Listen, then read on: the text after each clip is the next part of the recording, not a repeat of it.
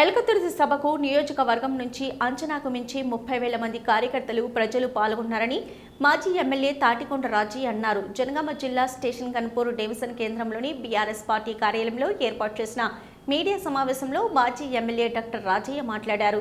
తెలంగాణ వచ్చాకే బీడు భూములు పంట భూములుగా మారి రాష్ట్రం సస్యశ్యామలమైందని అన్నారు. పార్టీ ప్రతినిధులకు తాజా ప్రజాప్రతినిధులకు పేరు పేరున నా యొక్క నమస్కారాలు తెలియజేసుకుంటూ, నిన్నటి రోజున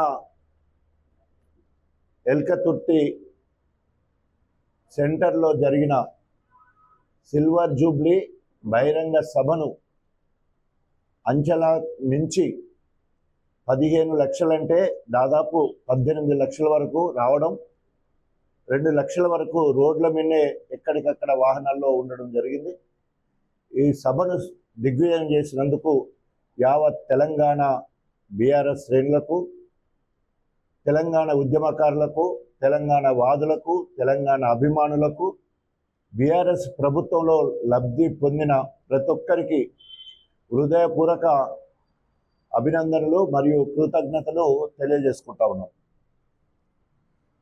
అంతేకాకుండా గణపురము అతి సమీపంలో ఉన్నదని, గన్పూర్ నియోజకవర్గం నుండి ఎక్కువగా రావాలని చెప్పేసి దాదాపు 25,000 మందిని అనుకుంటే 30,000 మంది వరకు రావడానికి, దానికి పల్లా రాజేశ్వరరెడ్డి గారు ఎమ్మెల్యే జనగాం, అదేవిధంగా మాజీ మంత్రి వర్యులు ఎర్రబెల్లి దయాకర్ రావు గారు మరి గణపురం నియోజకవర్గంలో ఉన్న నాయకులను, కార్యకర్తలను సమన్వయం చేసి గొప్పగా తరలి వెళ్ళడానికి సహకరించిన పల్లా రాజేశ్వరరెడ్డి గారికి, మాజీ మంత్రి దయాకర్ రావు గారికి హృదయపూర్వకంగా మరి కృతజ్ఞతలు స్టేషన్ గన్పూర్ నియోజకవర్గ పక్షాన తెలియజేసుకుంటా ఉన్నాం. మూడవది, ఎన్నడూ లేని విధంగా నియోజకవర్గంలో ఉన్న ముఖ్య నాయకులందరూ కూడా కలిసికట్టుగా, మాజీ ప్రజాప్రతినిధులు, పార్టీ ప్రతినిధులు అందరూ కలిసి గొప్పగా సమన్వయంతో మండలాలు పోటీ పనిచేసిన నియోజకవర్గ ముఖ్య నాయకులందరికీ హృదయపూర్వకంగా శిరస్సు వంచి నమస్కారాలు తెలియజేసుకుంటా ఉన్నాను. తర్వాత మూడవది, సిల్వర్ జూబ్లీ సందర్భంగా కేసీఆర్ గారు చేసిన అభివృద్ధి సంక్షేమ కార్యక్రమాలు ఇప్పటివరకు జరుగుతున్నాయి.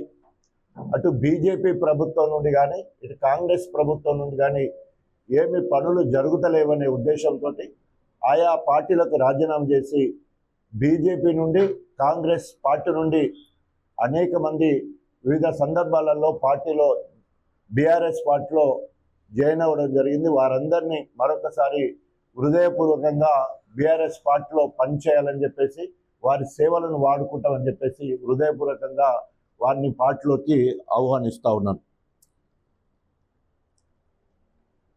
ఇకపోతే కర్రెగుట్ట ఛత్తీస్గఢ్లో మరి ఎన్కౌంటర్లు జరుగుతూ ఉన్నాయి. కేంద్ర ప్రభుత్వము కక్షగట్టి మరి మావోయిస్టులను కాల్చి చంపడం దారుణం. దీన్ని తీవ్రంగా ఖండిస్తున్నాం. వెంటనే కాల్పులు విరమించి ఈరోజు ప్రజాస్వామ్యవాదులు, స్వయంగా మావోయిస్టులు, అభ్యుదయవాదులు అందరూ కూడా మావోయిస్టులతో చర్చలు జరపాలని చెప్పేసి డిమాండ్ చేస్తూ ఉన్నారు. బీఆర్ఎస్ పార్టీ పక్షాన కేసీఆర్ గారు, కేటీ రామారావు కూడా మరి ఇప్పటికే వారు స్పందించడం జరిగింది. వెంటనే కేంద్ర ప్రభుత్వము మావోయిస్టులను శాంతి చర్చలను జరపాలని చెప్పేసి కూడా డిమాండ్ చేస్తున్నాం. అదేవిధంగా కేంద్ర ప్రభుత్వాన్ని రిక్వెస్ట్ కూడా చేస్తూ ఉన్నాం.